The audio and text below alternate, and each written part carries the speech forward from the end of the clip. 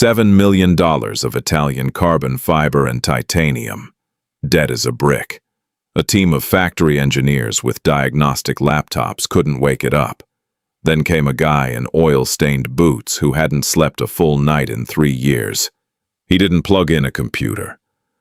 He just closed his eyes, listened to the engine choke, and knew exactly where it hurt. Because when you spend your life trying to fix broken things, you learn how to listen. The air in sub-basement 4 smelled like ozone and expensive panic. Natalia stood with her arms crossed, her Manolo heels clicking a slow, impatient rhythm against the spotless epoxy floor. She was 41, the CEO of a logistics empire that moved half the freight on the eastern seaboard, and she was currently being defeated by a car. It wasn't just any car. It was a Mantova V12, a bespoke, one of 9 hypercar, built in a tiny shed in Modena. It was painted a matte obsidian that seemed to absorb the harsh fluorescent lights of the underground executive garage. It had a top speed of 230 miles an hour. Right now its top speed was 0. "Explain it to me again, Greg," Natalia said. Her voice was flat. She didn't yell. Yelling was for people who had lost control. Natalia never lost control. Greg, the lead technician dispatched from the dealership, wiped a bead of sweat from his forehead. He was wearing a branded polo shirt that cost more than most people's car insurance. He was flanked by 2 other mechanics staring intently at ruggedized laptops wired into the Mantova's dashboard. "Ms. Hayes, the telemetry is green across the board," Greg stammered, tapping a finger against a screen displaying a dizzying array of bar graphs and diagnostic codes. "The ECU is reporting optimal battery voltage. The immobilizer is disengaged. Fuel pressure sensors read normal. The car thinks it's ready to start." "And yet," Natalia said, gesturing vaguely at the silent machine, "it is not starting. I have a board meeting in 50 minutes, a meeting where I am expected to finalize a $4 billion acquisition. I drove down here to clear my head, and now I am trapped in a concrete bunker. We can call a flatbed. It has 3 inches of ground clearance, Greg. We are 4 stories underground at the bottom of a spiraling ramp that a golf cart can barely navigate. You cannot tow it. You have to fix it." Greg swallowed hard. "If you could just try the ignition sequence one more time, ma'am." Natalia sighed, the sound sharp and exhausted. She opened the featherlight carbon door, slid into the contoured leather bucket seat, and pressed the glass ignition button on the center console. The dashboard lit up like a fighter jet. A digital screen flashed the Mantova logo. But when she pushed the engine start button, there was no roar. There was only a hollow mechanical clack. Then, a faint, high-pitched whine. Then, silence. "See?" Natalia said, stepping back out. "Dead." "The computer says there's no fault," one of the junior technicians muttered, staring at his screen as if it had betrayed him. "Then the computer is lying," a gruff voice echoed from the elevator bay. Natalia turned. Frank, the building's head of maintenance, was walking toward them, jangling a heavy ring of keys.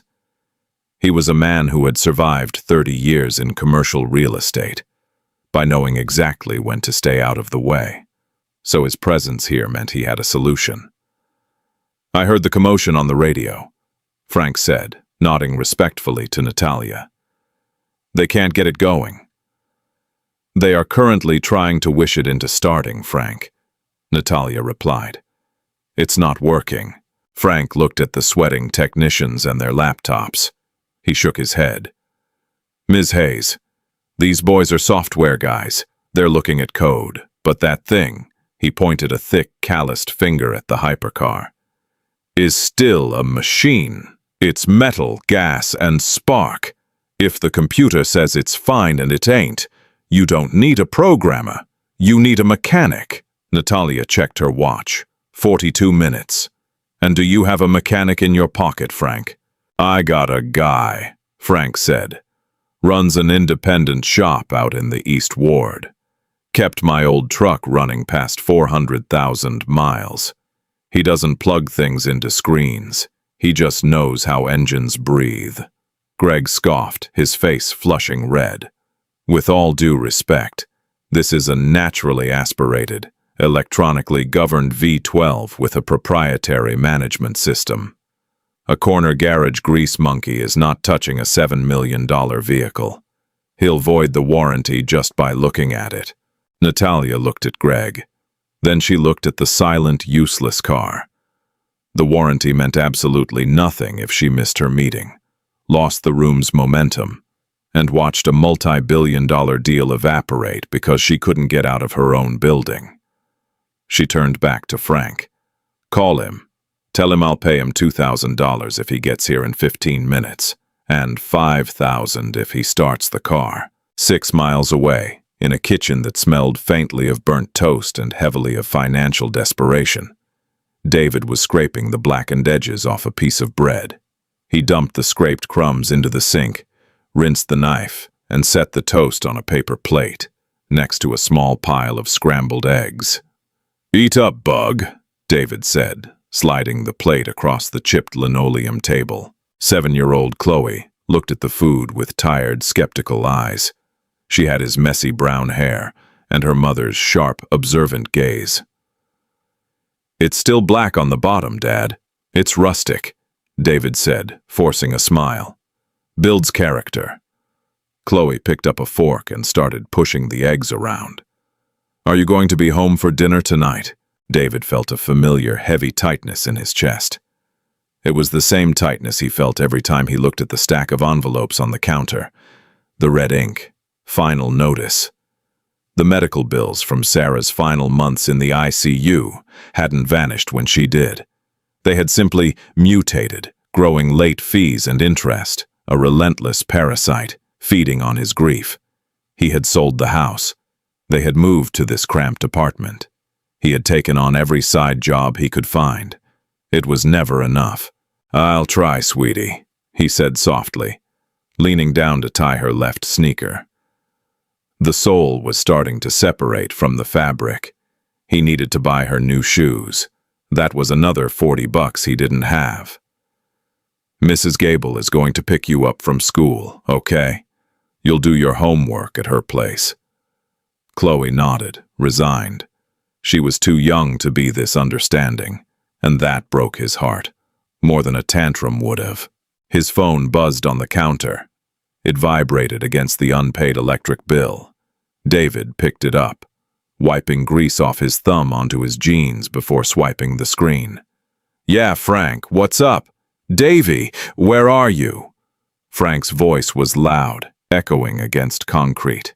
"Getting Chloe ready for school. Why? I need you downtown, right now, beneath the Apex Tower, sub-basement 4. David sighed, rubbing the bridge of his nose. "Frank, I have 3 cars at the shop waiting for transmission drops, and I'm already behind. I can't do a commercial call right now." "It's not a pipe, Davy. It's a car." Frank lowered his voice. "The building owner. Her fancy Italian rocket ship died in the garage. Dealership guys are here with iPads, crying because the car won't talk to them. She's offering $2,000 just to show up in 15 minutes. $5 if you fix it." David froze. The tightness in his chest hitched. $2,000. That was the rent. That was the shoes. That was breathing room for a month.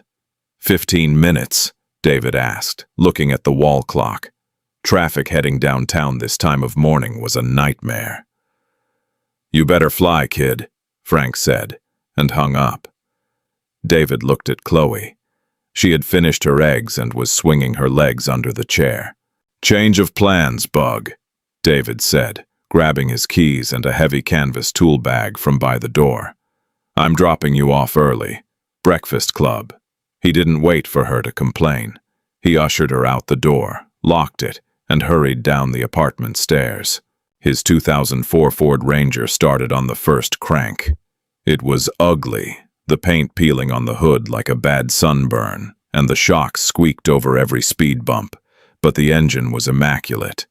David had rebuilt it himself, balancing the crankshaft and replacing every seal. It sounded rough to a layman, but to David, it hummed with perfect mechanical honesty. He dropped Chloe at the elementary school's early care entrance, gave her a quick kiss on the forehead, and merged onto the interstate. He drove with aggressive precision, threading the bulky truck through the morning gridlock. He didn't think about the $5,000. If you thought about the money, you got nervous. If you got nervous, you made mistakes. He just thought about the metal. Engines were simple, no matter how much carbon fiber and Italian leather they wrapped them in. They needed three things: air, fuel, and spark. If you had all three at the right time, combustion happened. It was the only law that mattered. Computers could fail, sensors could lie, but physics was absolute. 14 minutes later, David's battered truck rattled down the descending concrete ramp of the Apex Tower's underground garage. He passed rows of Mercedes, Audis, and Range Rovers, finally reaching the lowest level. The lighting down here was stark and white, illuminating a scene that looked like a pit stop gone horribly wrong. David parked his truck a polite distance away. He killed the engine, grabbed his canvas bag, and stepped out. The sound of his heavy steel-toed boots hitting the floor echoed loudly in the cavernous space. He wore faded denim jeans, a gray t-shirt stretched over broad, tired shoulders, and a flannel jacket that had seen better decades. His hands were permanently stained with a shadow of grease that soap could no longer reach. He walked toward the group. He saw Frank, who gave him a brief nod. He saw the three dealership mechanics, looking at him with undisguised contempt. And then he saw her. She was standing near the front of the low, wide, impossibly aggressive-looking car. She wore a tailored charcoal suit that probably cost more than his truck. Her hair was pulled back into a severe, perfect knot. But it was her eyes that caught him. They were sharp, intelligent, and utterly devoid of patience. "You're late," Natalia said, looking at the Rolex on her wrist. 16 minutes. David didn't apologize. He didn't flinch. He just looked at the car. "Traffic," he said simply. He dropped his canvas bag on the concrete with a heavy thud. The dealership guys winced. "Are you the mechanic?" Natalia asked, her tone dripping with doubt. She took in his worn clothes, the tired lines around his eyes, the absolute lack of any digital equipment. "I'm David," he said, stepping closer to the Mantova. "What's it doing?" Greg, the lead technician, stepped in front of the car, blocking David's path. "It's doing nothing that you can fix, pal. The ECU is completely locked. We're running a full system diagnostic." David looked at Greg. Then he looked down at the ruggedized laptop, resting on a microfiber towel on the car's roof. "What does the computer say?" David asked.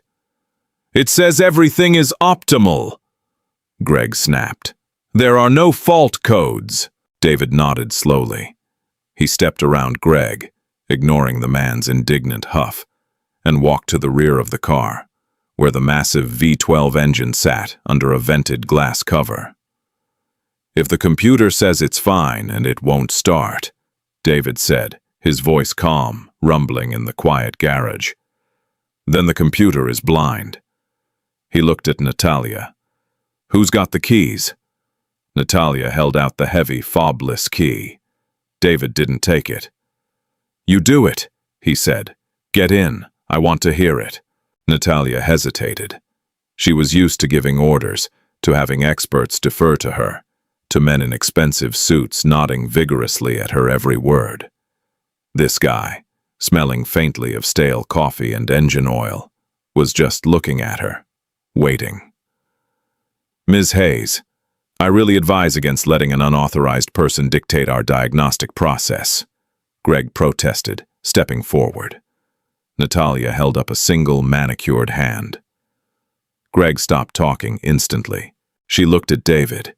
His face was entirely unreadable.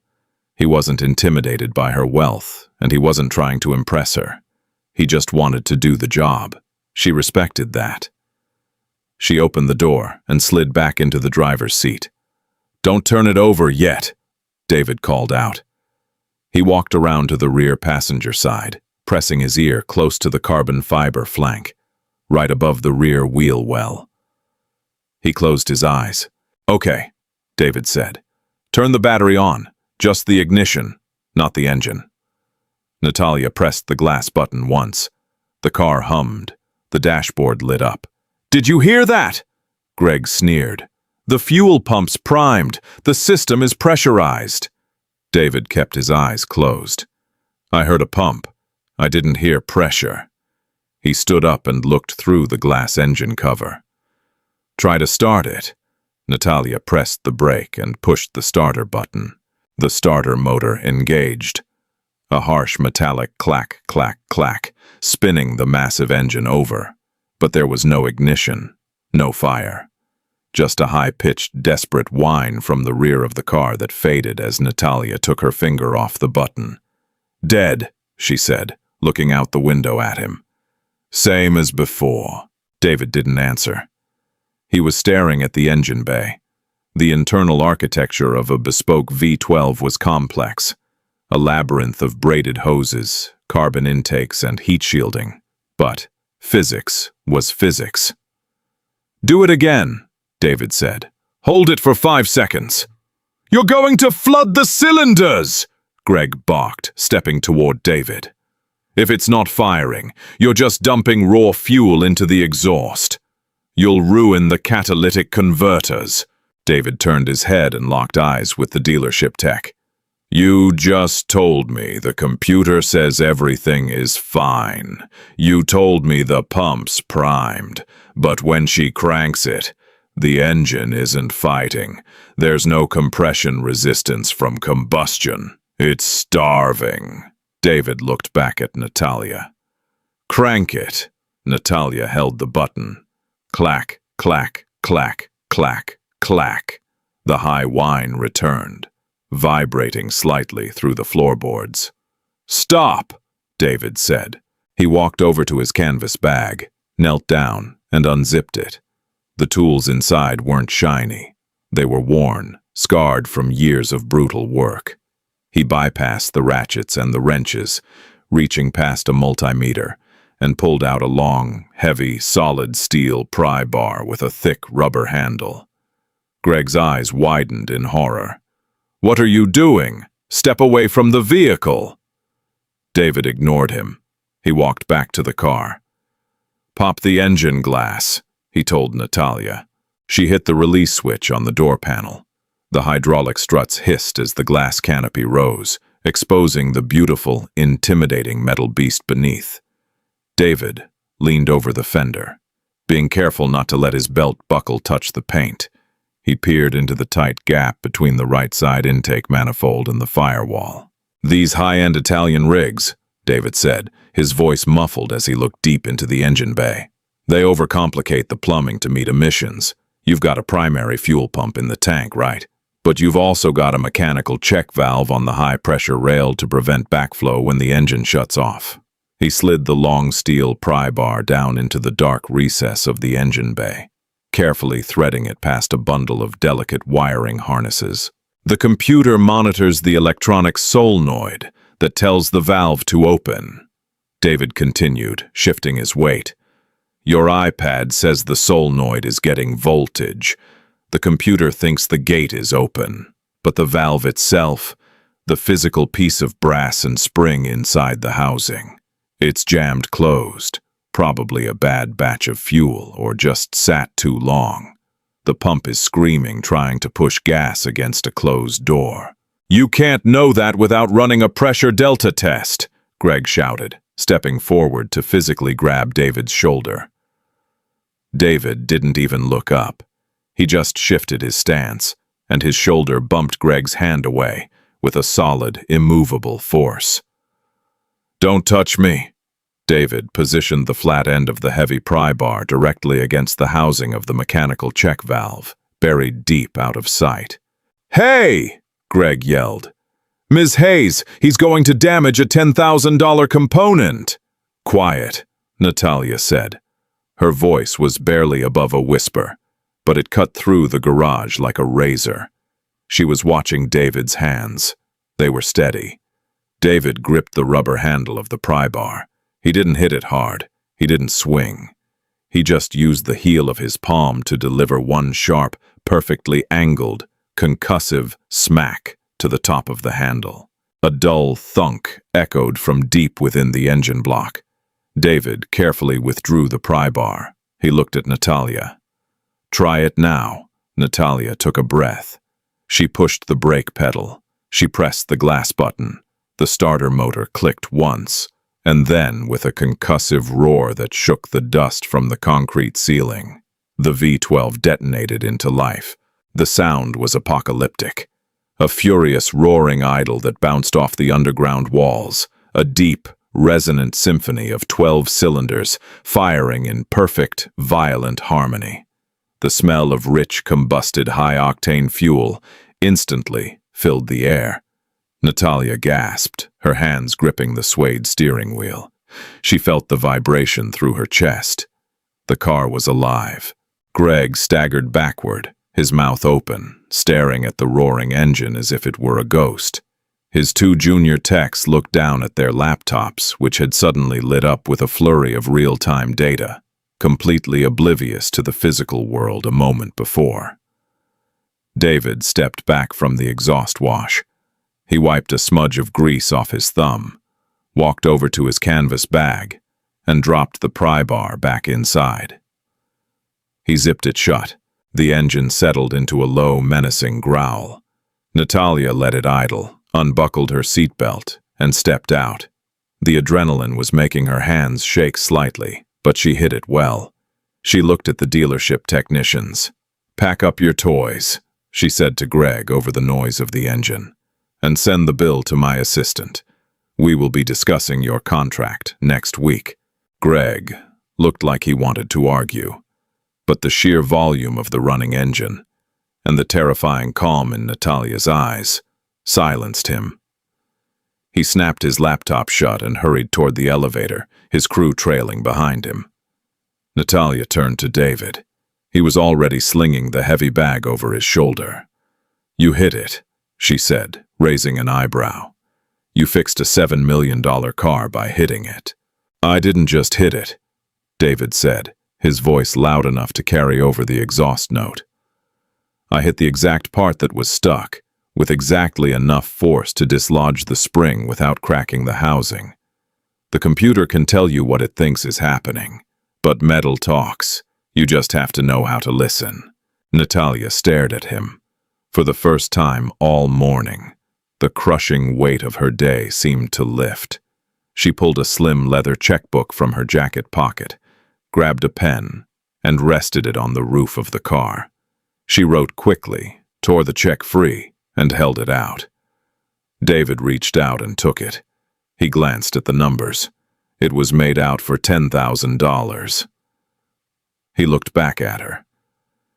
The deal was 5. "Consider it a retainer," Natalia said, opening the door of the Mantova.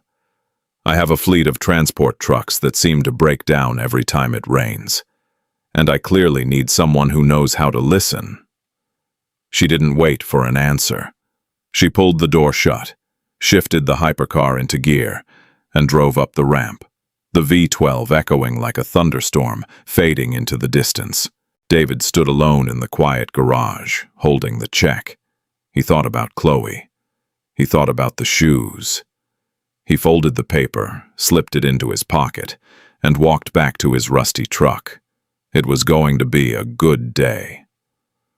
$10,000 is a lot of money until you actually need it. Then, it evaporates like water on a hot exhaust manifold. David sat at his chipped kitchen table, under the harsh glare of a single, bare 60-watt bulb. It was 11:30 p.m. The apartment was quiet, save for the hum of the ancient refrigerator and the soft, rhythmic breathing of Chloe from the bedroom down the short hall. Spread out before him was the anatomy of his ruin. White envelopes with red borders, statements from the hospital network that had spent 8 months failing to keep his wife, Sarah, alive. Notices from a collection agency in Ohio. Past due electricity bills. The cashier's check for Natalia Hayes' $10,000 lay in the center of the mess. He had taken it to her corporate bank that afternoon. The teller, a young guy in a sharp vest, had looked at David's grease-stained hands, then at the signature on the check, and finally, back at David with a raised eyebrow. But the ink was wet, the account was ironclad, and the bank handed over a stack of $100 bills bound in a paper strap. Now David opened his laptop. He started logging into portals. He didn't feel rich. He felt like a man bailing out a sinking rowboat with a slightly larger bucket. $3,000 went instantly to the hospital's aggressive billing department to stop them from garnishing his meager garage wages. $1,400 went to the landlord to clear the back rent and prepay the next month. $800 cleared the credit card he used strictly for groceries. $600 to the utility companies. By 12:15 a.m., the $10,000 was gone. He had exactly $940 left in his checking account. David rubbed his eyes with the heels of his hands, feeling the grit of the day scratching against his eyelids. He looked at the empty paper strap that had held the cash. It was just paper, all of it. The bills, the checks, the debt. It was all a giant, invisible architecture designed to crush you. But for the first time in 3 years, the crushing had paused. The red letters were gone. Tomorrow's mail wouldn't bring a threat. He pushed back from the table and walked into Chloe's room. A plastic nightlight cast a blue glow over her face. Her breathing was steady. Next to her bed, sitting perfectly parallel on the faded rug, was a brand new pair of sneakers. They were bright purple with thick, aggressive treads. They had cost $65. When she had put them on in the store, she hadn't just walked. She had bounced, testing the springs. Her face lit up with a small, rare, unburdened smile. David sat on the edge of her mattress. He reached out and gently brushed a strand of brown hair from her forehead. "We bought some time, Bug," he whispered into the dark room. He didn't know who Natalia Hayes really was. He didn't care about her billion-dollar deals or her carbon fiber toys. But he silently thanked the chaotic universe that her overpriced Italian machine had refused to spark on this specific Tuesday. He stood up, his knees popping in the quiet room, and went to set his alarm for 5 a.m.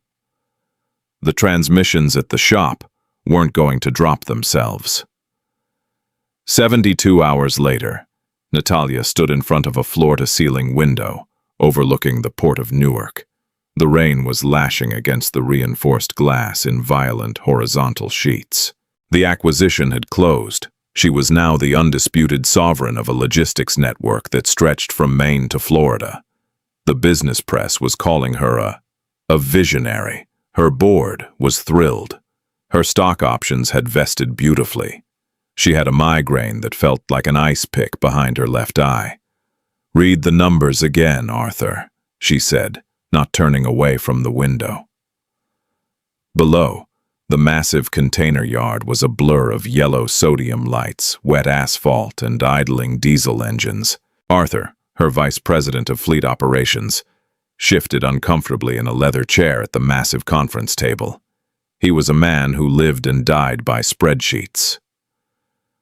"Current downtime for the Northeast sector is at 18%, Natalia," Arthur said, his voice tight.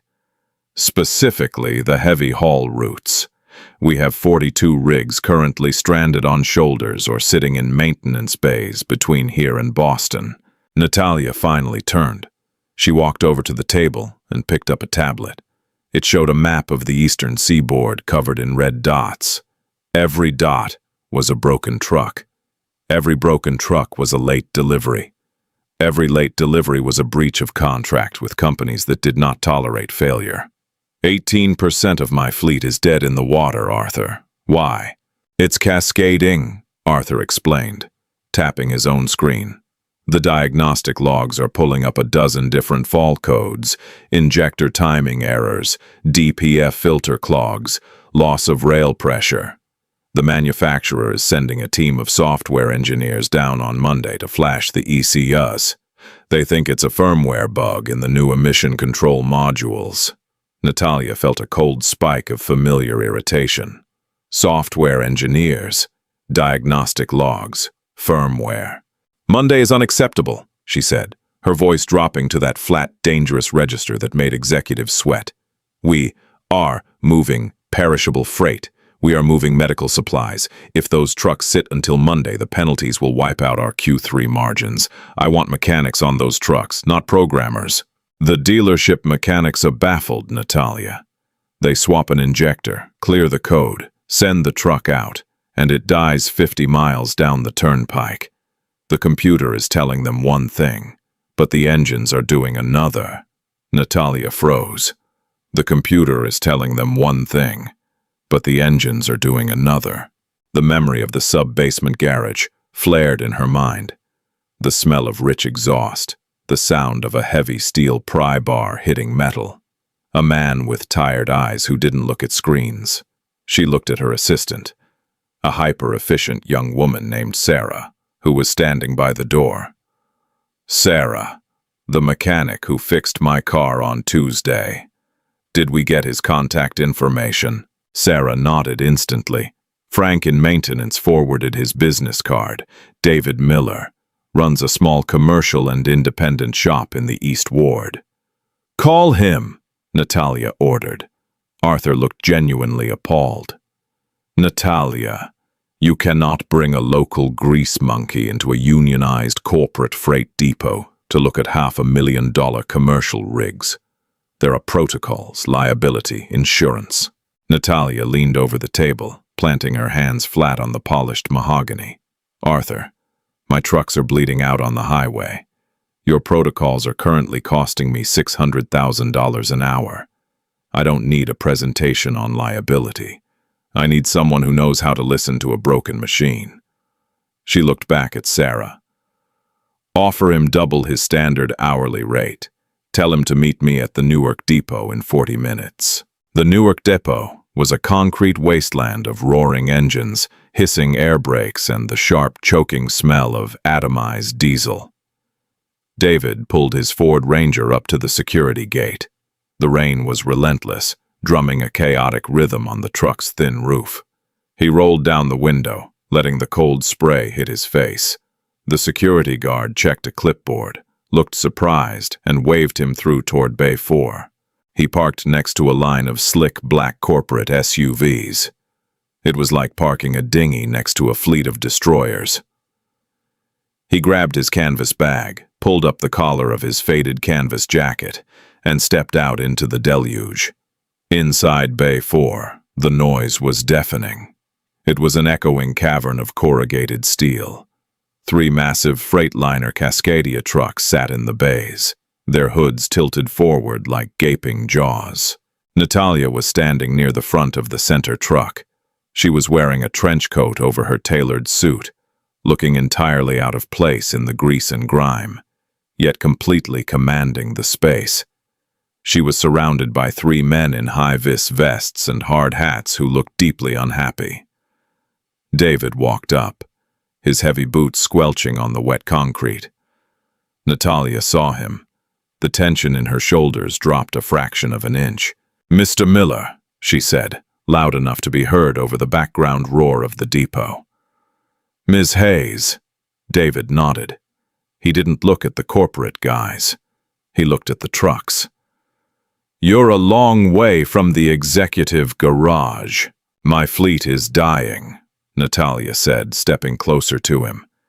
18% failure rate over the last 4 days. Same symptoms across the board. Loss of power under load. Stalling out on grades.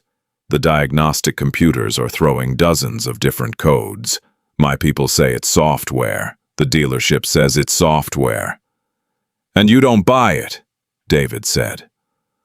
"I buy results," she replied. "And right now I have 0. One of the men in the high-vis vests stepped forward. It was Arthur. "This is highly irregular, Natalia. This equipment requires certified factory diagnostic tools." David finally looked at Arthur. He took in the clean hands, the perfectly crisp safety vest, the clipboard. "Diagnostic tools read the sensors," David said, his voice calm, cutting through the depot's noise with a heavy, grounded gravity. "If the sensors are getting bad information, they feed bad data to the computer. The computer panics and shuts the engine down to protect itself. Throwing parts at a code is how you waste money. What did you change this week?" Arthur bristled. "Excuse me?" "You're a fleet manager," David said, dropping his heavy canvas bag onto a metal workbench. "Trucks are machines of habit. They break down in predictable patterns based on mileage and wear. An 18% failure rate in 4 days isn't wear and tear. It's an infection. Something was introduced to the system. Did you change your maintenance schedule? Did you switch oil viscosity? Did you change fuel suppliers?" Arthur crossed his arms. "We optimize our supply chain constantly. We transitioned to a new bulk supplier for our terminal diesel on Monday. A bio-blend. Completely within federal specifications. It saves the company 4 cents a gallon." David stopped moving. He stared at Arthur for a long, silent moment. Then he looked at Natalia. "4 cents a gallon," David muttered. He shook his head. He turned and walked toward the massive front right tire of the center truck. "Pop the hood," he yelled to a depot mechanic standing nearby. The mechanic looked at Arthur, who gave a stiff nod. The hood was already open. David climbed onto the wet tire, leaning deep into the massive engine bay. Rain blew in through the open bay doors, soaking his back, but he didn't seem to notice. He reached past the blazing hot exhaust manifold, his hands finding the primary fuel filter housing. A cylindrical canister the size of a coffee can. "Bring me a strap wrench and an empty drain pan," David barked. A depot mechanic scurried over with the tools. David didn't wait. He snapped the strap wrench around the housing. It was tight. He gritted his teeth, the muscles in his forearms bunching under the grease and rain, and hauled on the handle. The seal broke with a sharp crack. He unscrewed the housing the rest of the way by hand, quickly dropping the heavy fuel-filled canister into the plastic drain pan before it could spill all over the engine. He climbed down from the tire and carried the pan over to the workbench. Natalia walked over, ignoring the grime that brushed against her expensive coat. Arthur and the others followed. David reached into the dark, foul-smelling diesel fuel in the pan and pulled out the paper filter element. It was supposed to be a firm corrugated cylinder. Instead, it was a swollen, gelatinous mass of black sludge. It looked like crushed velvet soaked in tar.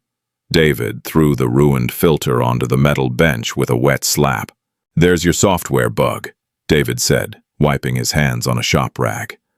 Arthur stared at the sludge, blinking. "What is that? The fuel is certified." "The fuel might be certified in a lab," David said, his tone devoid of any respect for Arthur's title. "But biodiesel acts as a solvent. It scours the inside of your bulk storage tanks. If your new, cheaper supplier didn't treat their fuel for microbial growth, algae, or if they pumped it into old tanks that had water condensation, the bio-blend strips all that gunk off the walls and suspends it in the fuel." David pointed a stained finger at the ruined filter.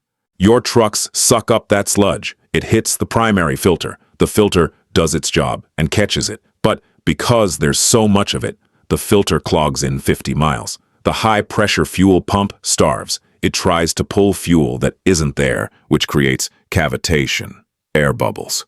The sensors read low rail pressure, bad injector timing, and excessive exhaust heat all at once. The computer panics and throws 10 different codes." David looked directly at Natalia. "Your dealership mechanics are reading the panic. They aren't looking at the cause. They change an injector, clear the computer, send it out, and 50 miles later, the new filter clogs with the same bad fuel. You're poisoning your own fleet. to save 4 cents a gallon. The silence in the bay was profound, broken only by the sound of the rain and a distant air horn. Arthur opened his mouth, closed it, and looked down at his clipboard as if it could save him. It couldn't. Natalia stared at the black sludge on the table. She didn't look angry. She looked incredibly, ruthlessly awake. She turned to Arthur. "Isolate the bulk tanks. Pump them out. Call the old supplier. I don't care what the premium is. Get clean diesel in here by midnight. Have the night shift drop the tanks on every stalled truck. Flush the lines and change the filters." "Natalia, the cost of pumping those bulk tanks." "Arthur," Natalia interrupted, her voice soft and deadly. "If you mention a spreadsheet right now, you will be looking for a job in the morning. Go." Arthur swallowed hard, turned on his heel, and fast-walked toward the depot office, yelling for his foreman. Natalia stood alone with David by the workbench. The chaos of the depot swirled around them, but in that small radius, it was oddly quiet. She looked at him. He was soaked. His hair was plastered to his forehead, and his hands were coated in black diesel slime. He wasn't looking at her for validation. He was looking at the engine block of the truck, his mind already moving on to the next mechanical problem. "You don't care about the money, do you?" Natalia asked suddenly. David stopped wiping his hands. He looked at her. He thought about the stack of bills, the red letters, Chloe's $65 shoes. "I care about the money, Ms. Hayes. Very much," David said quietly. "It keeps the lights on. It keeps my kid fed." He tossed the dirty shop rag onto the bench. "But money doesn't fix a machine. Logic does. Physics does.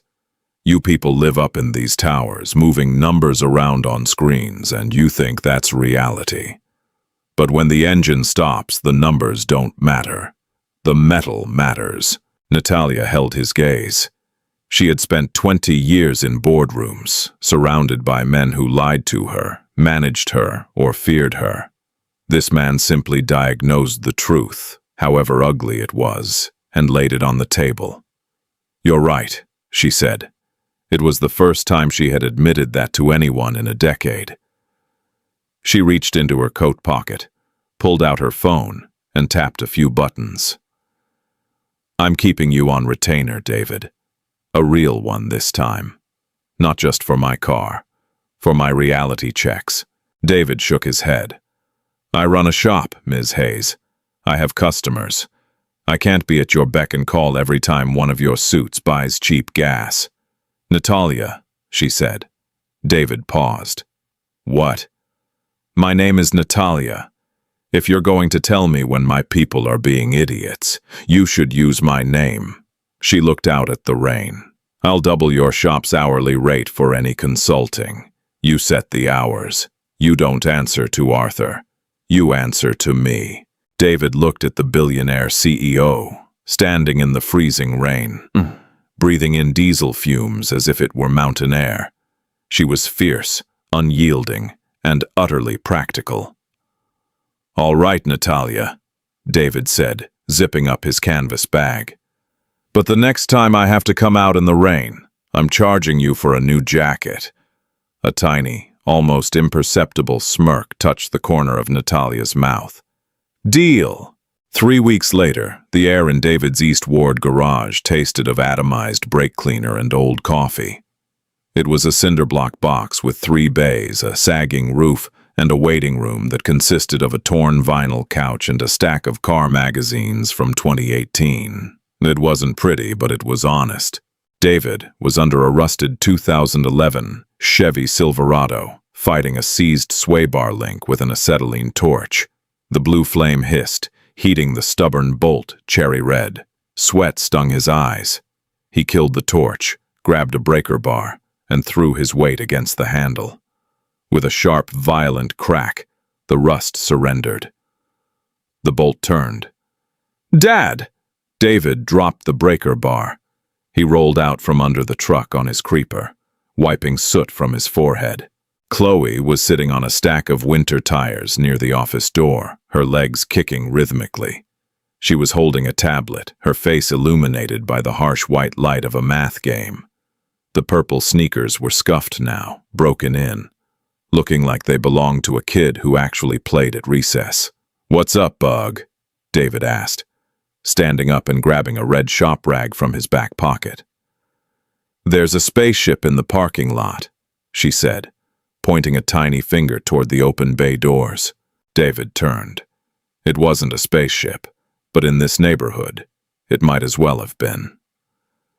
Natalia's matte obsidian Mantova V12 was idling on the cracked asphalt, looking entirely out of place next to the faded sedans and battered pickup trucks waiting for service. The low, menacing burble of the exhaust vibrated against the cinder block walls. The engine cut off. The driver's door swung up on its dihedral hinges. Natalia stepped out. Today, she wasn't wearing a corporate suit. She wore dark denim, a plain black cashmere sweater, and leather boots.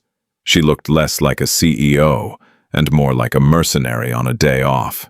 She carried a sleek silver briefcase and 2 large cardboard cups from an artisan coffee shop that David knew charged $8 a latte.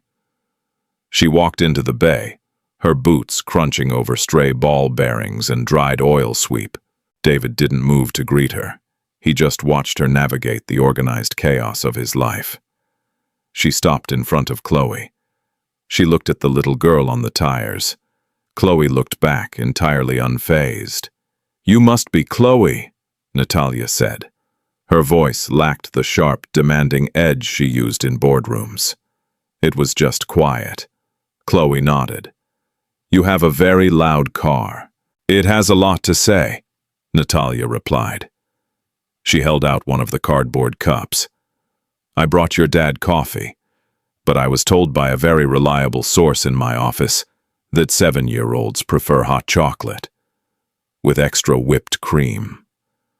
Chloe's eyes widened. She looked at David for permission. David gave a single, slow nod. Chloe reached out and took the cup, clutching it with both hands. "Thank you, spaceship lady." A brief, genuine smile touched Natalia's lips. She walked over to David, holding out the second cup. "I'm off the clock, Natalia," David said, taking the coffee. It was searing hot and smelled like roasted heaven. "And none of your trucks can fit in my lot." I checked. "It's not the trucks," Natalia said. She looked around the garage. She took in the pegboards meticulously organized with tools, the heavy steel workbenches scarred from heavy impacts, the smell of grease and hard labor.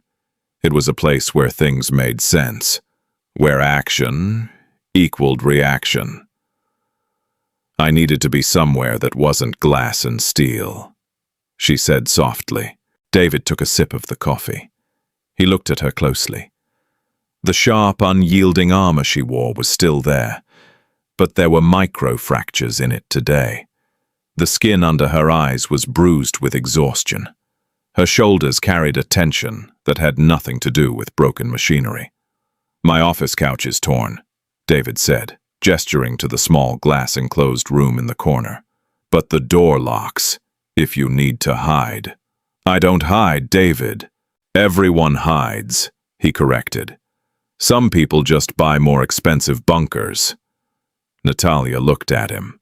She let out a long, slow breath. "My board is initiating a vote of no confidence tomorrow morning.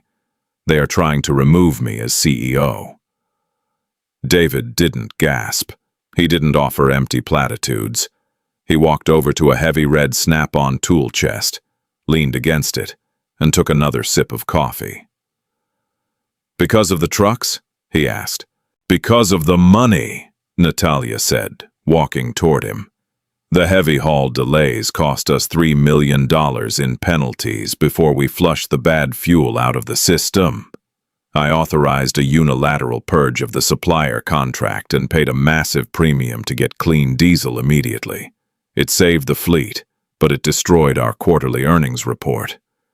You, Fixed the problem, David said. The engine was choking. You gave it air. In corporate logistics, David, they don't care if the engine is choking, as long as the spreadsheet says it's running efficiently on paper.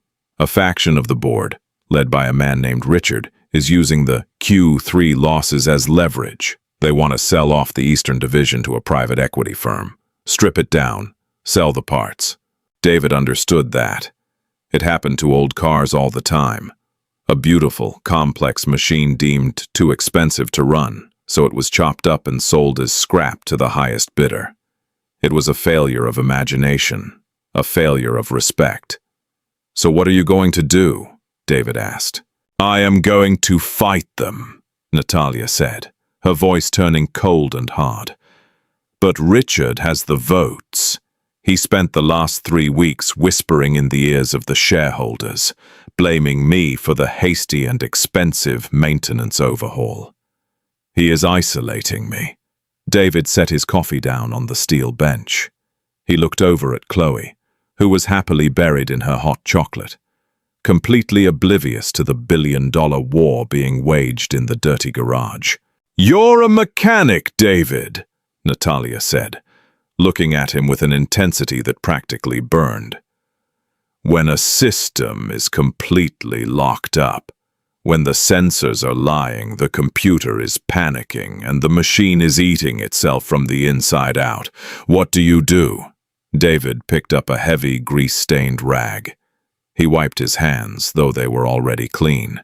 He thought about the Mantova in the basement. He thought about the rusted sway bar bolt he had just torched. "You stop asking the system for permission," David said. Natalia went still. "Explain. When a computer thinks the car is fine, but the car is dead, you bypass the computer. You go to the metal. You force a physical reset." David threw the rag onto the bench. "Your board members are just broken sensors, Natalia. They're feeding bad data to the shareholders. If you try to argue with them on their terms, in boardrooms with pie charts, you lose. They control that interface." He stepped closer to her, his height and broad shoulders casting a shadow over the silver briefcase. "You need to cut the power," David said, his voice a low rumble. "You strip the threads.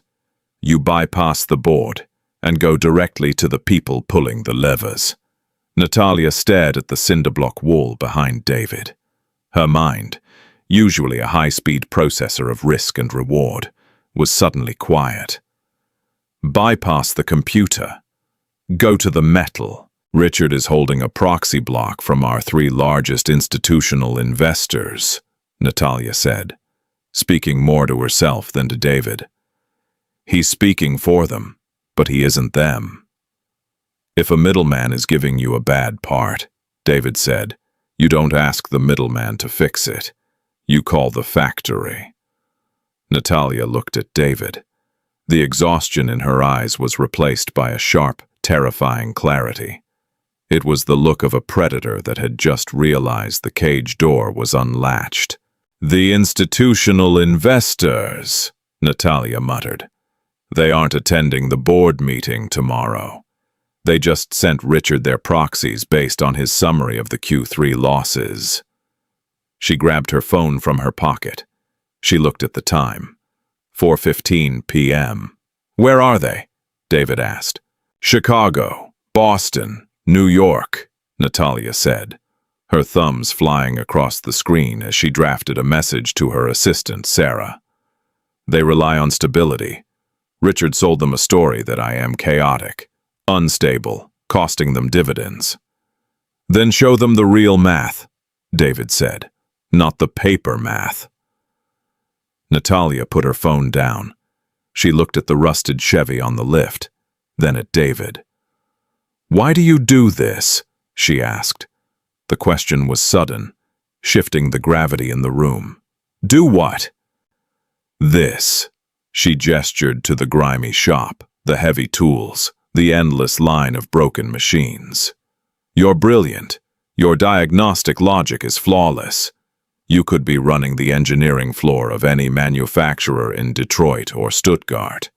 Instead, you're fighting rusted bolts in a failing neighborhood." David looked away. He looked at Chloe, who was now drawing on a piece of scrap cardboard with a blue marker. He walked over to a small mini fridge tucked beneath a workbench, pulled out 2 bottles of cheap domestic beer, popped the caps on the edge of the metal bench, and handed one to Natalia. She took it without hesitation. David took a long drink. The beer was cold, sharp, and bitter. 3 years ago, David said, his voice quiet, devoid of any self-pity. "My wife, Sarah, she got a cough that wouldn't go away. Went to the clinic. They gave her antibiotics. The cough stayed. 6 months later, she collapsed in the kitchen. Stage 4. Natalia held her beer, perfectly still. She didn't offer a hollow. "I'm sorry." She knew David wouldn't want it. "We spent 8 months in hospitals," David continued, staring at the label on his bottle. "The best doctors, the most expensive machines, monitors, IVs, chemo drips. I watched them plug her into a wall of computers. They had 1 million data points. Blood oxygen, heart rate, white cell counts." He gripped the bottle tighter, the knuckles on his scarred hands turning white, and none of it mattered.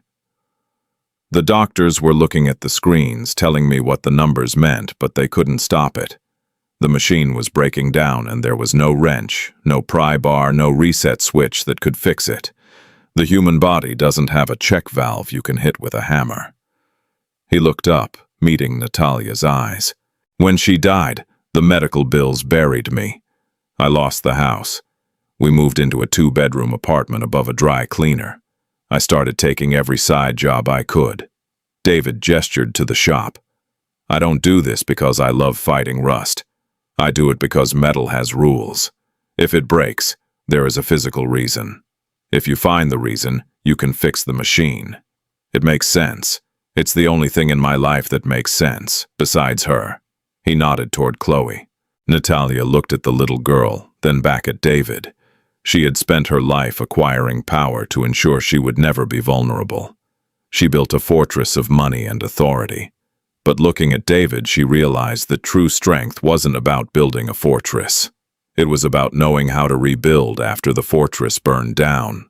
She set her half-empty beer on the workbench. She picked up her silver briefcase. "You're wrong about one thing, David," Natalia said. David raised an eyebrow. "Yeah? I'm not going to cut the power to the board," she said, her voice dropping to a lethal whisper. "I'm going to rip the engine out and drop a new one in." She turned and walked toward her car. She paused at the door, looking back at the mechanic who had just handed her the blueprint for a corporate slaughter. "Keep your phone on tomorrow," Natalia said. "I might need a reality check." She got into the Mantova. The V12 roared to life, shaking the dust from the rafters, and she tore out of the parking lot, merging into the evening traffic like a dark missile. David watched her go. He finished his beer, tossed the bottle into a recycling bin, and walked over to Chloe. "Time to pack up, Bug," he said, picking up her backpack. "Let's go home." Friday morning, 9 a.m. The boardroom of Apex Logistics was perched on the 42nd floor, a sweeping expanse of glass overlooking the city skyline. 12 men and women in bespoke suits sat around a massive oval table of polished walnut. Richard, a man with perfectly styled silver hair and a smile that never reached his eyes, stood at the head of the table. Given the disastrous handling of the Q3 maintenance crisis and the resulting financial hemorrhage, Richard said, his voice dripping with faux regret, "It is my motion that we hold an immediate vote to relieve Natalia Hayes of her duties as Chief Executive Officer, pending a full restructure." Several board members nodded solemnly. Natalia sat at the opposite end of the table. She didn't look angry. She looked incredibly, dangerously bored. She checked her watch. 9:02 a.m. The heavy double doors of the boardroom swung open. 3 people walked in. They were not board members. They were the managing directors of the three largest institutional investment firms on the East Coast, the people who owned the money that owned the board. Richard's face drained of color. "Gentlemen, what is this? This is a closed session." The lead investor, a stern man named Vance, a stern man named Thomas, dropped a thick leather-bound folder onto the table. "Ms. Hayes sent an aircraft for us last night," Thomas said, his voice echoing in the silent room. "She also sent us the unedited telemetry data from the fleet, the fuel invoices and the independent diagnostic reports regarding the contaminated biodiesel." Thomas looked at Richard with absolute disgust. "You told us she panicked and spent millions on unnecessary maintenance, costing us our dividend. The data proves that your cost-cutting measure on cheap fuel nearly destroyed half the fleet's high-pressure injection systems." "Ms. Hayes didn't cost us money, Richard. She saved us from a total operational collapse." Natalia stood up. She smoothed the front of her jacket. "The motion on the table is invalid, Richard," Natalia said, her voice cutting through the room like a scalpel. "Because as of 5 minutes ago, the primary shareholders have withdrawn their proxies from you. You no longer have a vote." She looked around the table at the terrified board members. "In fact," Natalia continued, "a new motion is being filed, a complete restructuring of the Oversight Committee. Richard, you will resign by noon, or we will pursue civil litigation for fiduciary negligence regarding the fuel contracts." Richard opened his mouth, but no sound came out. The computer had panicked. The system was resetting. Natalia walked toward the door. "Thomas will handle the transition details. I have a meeting." She didn't look back as she walked out. Saturday afternoon. The sun was breaking through the clouds, casting a warm golden light over the cracked asphalt of David's garage. The shop was closed for the weekend. The bay doors were open, letting in the breeze. David was sitting on a plastic crate, watching Chloe ride a beat-up bicycle in tight circles around the empty parking lot. A familiar low rumble vibrated up the street. The black Mantova pulled into the lot, idling perfectly. It didn't sound angry today. It sounded settled. Natalia parked and got out. She wore jeans and a white button-down shirt. She looked 10 years younger than she had on Tuesday. She walked over to David. She didn't have a briefcase. She had a rolled-up tube of thick paper. "You survived," David said, shielding his eyes from the sun to look at her. "I bypassed the sensors," Natalia said with a small smile. "The engine is running perfectly." "Good." Natalia looked at the empty, overgrown dirt lot adjacent to David's garage. It had a "for sale" sign staked into the weeds. She unrolled the thick paper. It was a blueprint. "I bought the lot this morning," Natalia said, holding the plans out to him. David stood up, wiping his hands on his jeans. He looked at the blueprint. It showed a massive, modern, 4-bay commercial garage, but it wasn't just a repair shop. The plans read, "Apex Logistics Advanced Diagnostic and Training Center." "I fired my VP of Fleet Operations," Natalia said. "I am tired of my mechanics relying on laptops that lie to them.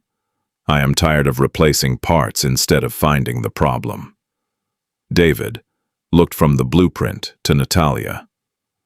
"What is this?" "This is me paying my retainer," Natalia said. "I am building a training facility. Every mechanic in my fleet will rotate through here for 2 weeks a year to learn how to actually listen to an engine, how to feel compression, how to diagnose a machine without a screen." She pointed to a square on the blueprint labeled Director's Office. "I need someone to write the curriculum, someone to teach them.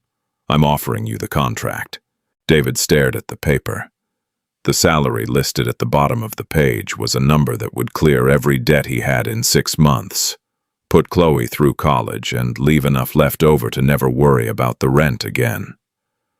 "I run my own shop, Natalia. David said quietly, the weight of the offer pressing on his chest. I don't wear corporate badges. I know, she said. That's why this facility is being built next door. Your shop stays open. You run it exactly how you want. You teach my guys in the afternoons.